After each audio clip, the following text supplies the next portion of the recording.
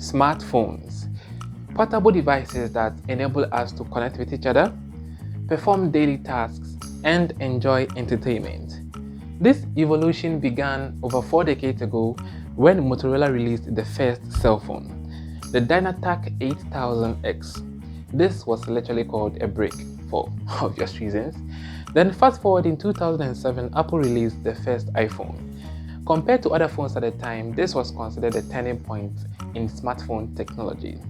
Since then, smartphones have quickly evolved over the years, and now they are capable of much more. And I can't help but wonder, what will be the future of mobile technology?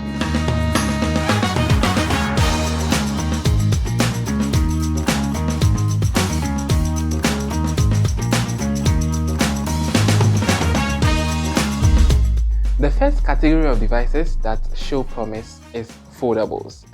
Samsung introduced the idea of a smartphone that can expand into a tablet-sized device. This is the Trifold, Samsung's latest foldable, and this is a marvel of engineering. We are talking incredibly thin profile, all while packing in good processing capabilities and good cameras. It becomes a 10-inch tablet when fully unfolded, giving you all the space that you need for intensive work. For me, I think foldables are an attempt to bridge the gap between smartphones and tablets, or perhaps even laptops, because I know that most people prefer to perform intensive tasks on bigger screens. It just makes things easier. So that is why they would have a smartphone and then a tablet alongside. But if your phone can expand into a tablet when you need it, then maybe you don't need a tablet after all. Then this would be the perfect computing platform for everyone. So, is this what future smartphones are going to look like? I think not. I feel like this is a niche device that only a specific group of people are going to like, so it is going to exist alongside the regular smartphone. Plus, compared to a tablet, this has worse battery life. It's not going to last as long as a tablet. And then there's the smart glasses, and I really think these have potential. If there's anything that is going to replace smartphones in the future, it has to be smart glasses. A while ago, Meta released the Meta Ray-Ban glasses, and these are like regular glasses, but they have some tech to it. You can listen to music, you can interact with the Meta AI, then you can take pictures and record videos. But the Meta Ray-Bans are not the only smart glasses out there. We also have the Even G2. This is created by a company called Even Realities, and this one is very sleek. No one will even know they are smart glasses if you have them on. And the good thing about this is that they have a display inside. Using small projectors on the side, they're able to project the image into the glass. But if you look closely at the glass, you realize these reflective sections in it. Those are called waveguides. The waveguides have a way of manipulating the light from the projector and then reflecting them back into your eyes, giving you a perception of the image. This is some cool Iron Man sci-fi stuff. But the display is not colored, so you will not be able to watch videos or even view colored images on these. If that's what you want, then you are going to need the X-Real One Pro. You can see these as external monitors because you can connect this to any device, smartphone or laptop, and it is going to give you a big screen right in front of your eyes. Very good for long travel times. As you can see, these ones are a bit thicker, and that's because they are using a different technology compared to the previous one. These ones have a screen at the top and a set of lenses that bounces the light around back into your eyes, giving you a high fidelity image. So it was all fun and games until Meta released the Meta Ray-Ban displays, and these are the real deal. Because in addition to the features that it had before, these also now have a great display in it, and that takes the experience to a whole new level. I truly believe that if they continue to produce future versions of this device, it will really have the potential to replace smartphones. The display is colored and pretty sharp too, so you can send and receive text messages. Then you can also make video calls, so you can see the person in the display, but the person at the other side can only see the camera feed from the glasses.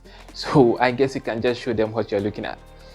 It also have navigational features, so you can navigate on this.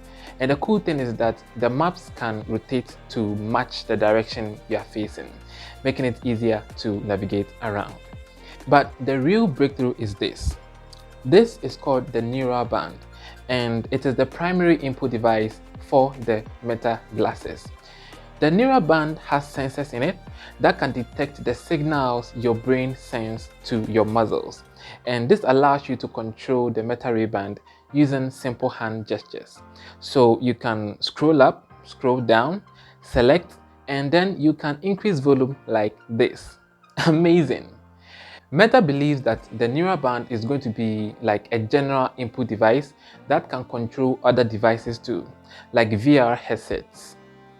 Speaking of VR headsets, for the longest time, VR headsets had been more focused on playing immersive games. But recently, looks like the trend is moving towards being able to actually do productive work in these. Let's take the recent Apple Vision Pro for instance. Even though it is capable of some insane immersive experiences, Apple also seems to have focused on its pass-through capabilities and the fact that it can easily connect to your MacBook and then give you extra monitors mid-air. Samsung also released the Galaxy XR very recently, and this is the first VR headset that is built on Google's Android XR operating system. So it is designed to give you the Android experience, but in a virtual reality space. So if you think about it, you'll be able to do anything you can do on your Android phone in these. VR headsets really excel in the immersive side of things. They can make you feel like you are living in a sci-fi movie because you get to move windows around in the air, watch movies on the moon, and even visit places all around the world. It's really crazy.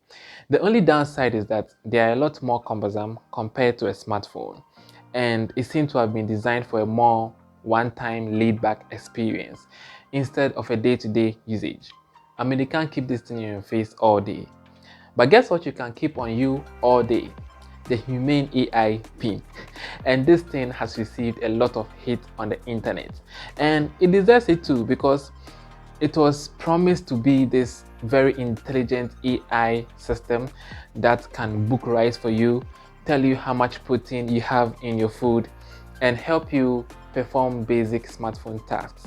But when it came out, it was painfully slow and it could barely do anything that it was promised. But let's just imagine for a second that it was able to deliver on its promises. Would it have represented the next evolution of mobile technology? Or smart glasses have a better chance?